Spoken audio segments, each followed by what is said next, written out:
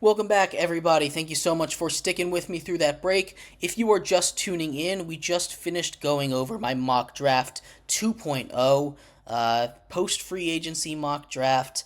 The draft is just about 2 or 3 weeks away now, around April 20th, I believe, is when it's going to be, maybe the 24th. It's coming up right around the corner. It's going to be on us sooner than you think. Uh, in segment one, we went over March Madness. The Final Four is set. We went over the path that every team has taken to get here, their ups, their downs, what we expect them to do in the Final Four, as well as breaking down the matchups and picking a champion. In segment two, we went over Joel Embiid, the whole situation with him and the Sixers, his injury history. Should he be rushed back? How soon should he play? Should he be shut down? We went over all of that in our second segment. And in our fourth segment here that we're about to do, we're going to talk a little bit more about the NBA, a little bit about the NHL, talk about the playoff races that are coming down the wire. We have just about 7 games left for most NBA teams to play, 7 or 8. Same thing in the NHL, 7 or 8 games for most teams to play. So we are down the stretch. It is getting exciting. So we'll break all of that down in just a second. But before we do, remember that if you would like to be an even bigger part of the show than you already are, all you need to do is go to gsmcpodcast.net. Leave a tip or donation with a message. It'll pop up on the bottom of the screen. We'll have a little discussion about what you had to say. Once again, that link to leave a tip or donation is gsmcpodcast.net. We appreciate anything that you do give, and for you guys watching the show. Like I was saying, though, segment 4, we're going to go over the playoff races, and we're going to start in the NBA. We'll start in the East. There aren't many huge playoff races here in the East. It's mostly for seeding.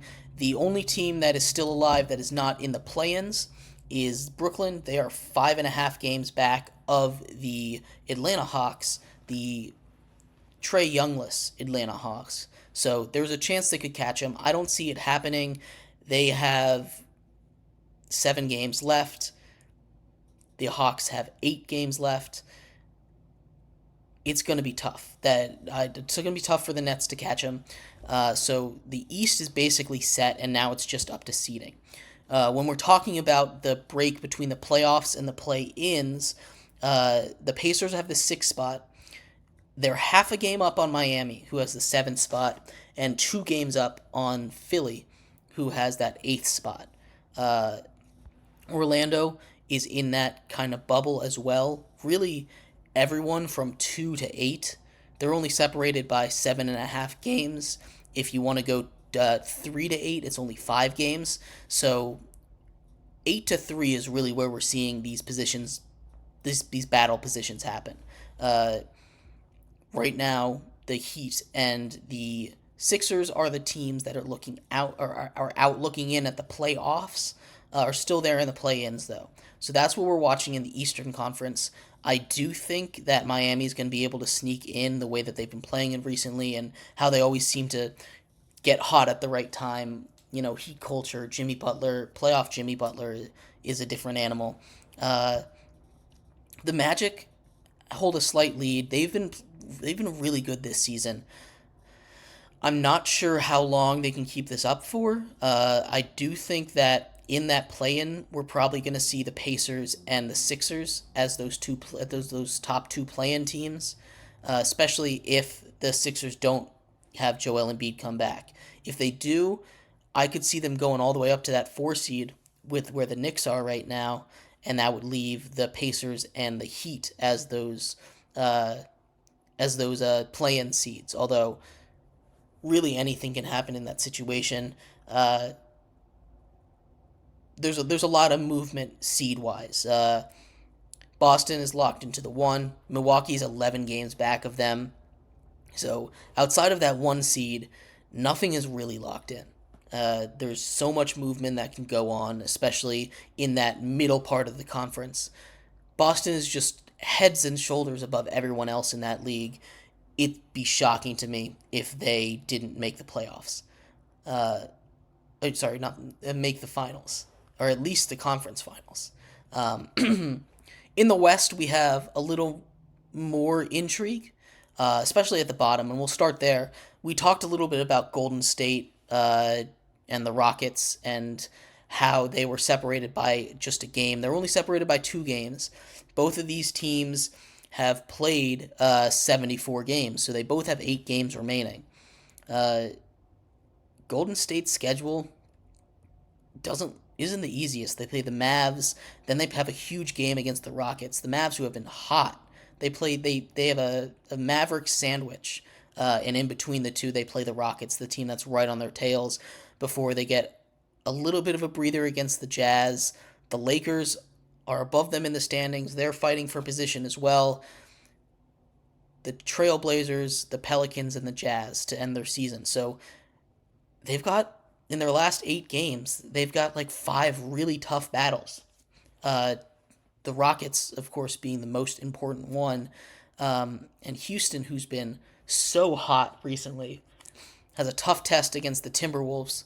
Then they play the Warriors, the Heat, the Mavericks, the Magic, Jazz, Trailblazers, Clippers. So both of these teams have really tough schedules down the stretch. And it helps when you're as hot as the Rockets are. I know they lost their last game, but still 2 games out against a Golden State team that's kind of going in the wrong direction. So very curious to see exactly how this plays out at the bottom. Everyone else is kind of locked into the playoffs. The Lakers are only a game and a half up on Golden State, but they are 3.5 up on Houston. So it's going to be a little tougher for them to get out. But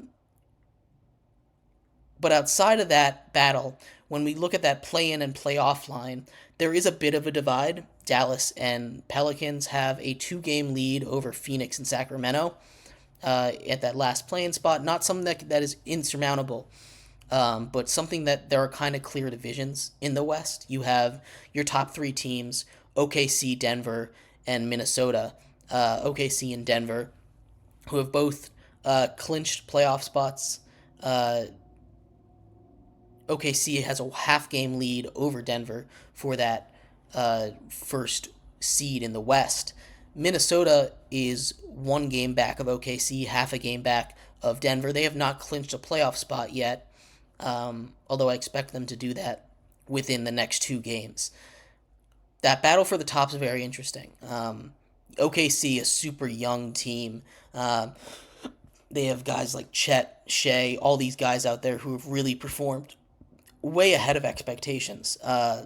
Denver, reigning NBA champions, have the best basketball player in the world, and Nikola Jokic on their team. Jamal Murray, who is a microwave on the court, and Michael Porter Jr. as well. And Minnesota, who they lost Cat for a while. There's a chance he might be able to come back for the second round of the playoffs, I believe is what it was.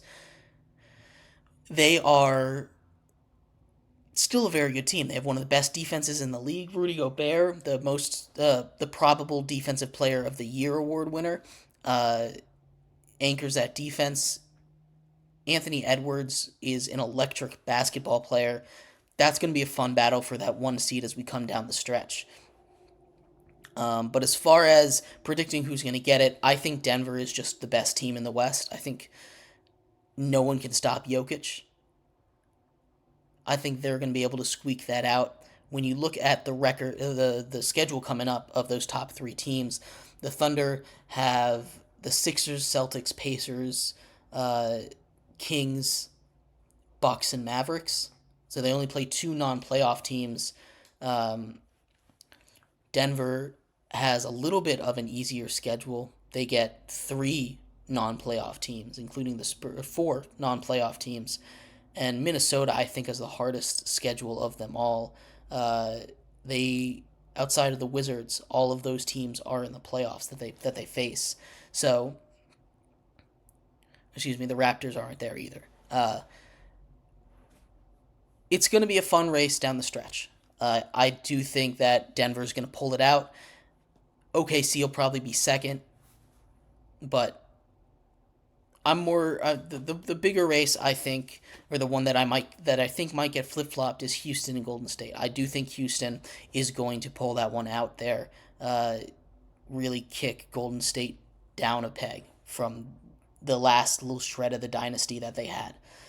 Anyway, let me know what you guys think of the NBA playoffs, where that's out right now. In just a little bit, we'll go over the NHL playoffs as well. That'll be some for tomorrow. But thank you, everybody, so much for tuning in to today's episode of Sports by GSMC Podcast Network. I've been your host, Jeremy Lapidus. We'll be back here, same time, same place, tomorrow. Once again, thank you, everybody, so much for tuning in and watching Sports by GSMC Podcast Network. See you tomorrow. Bye-bye.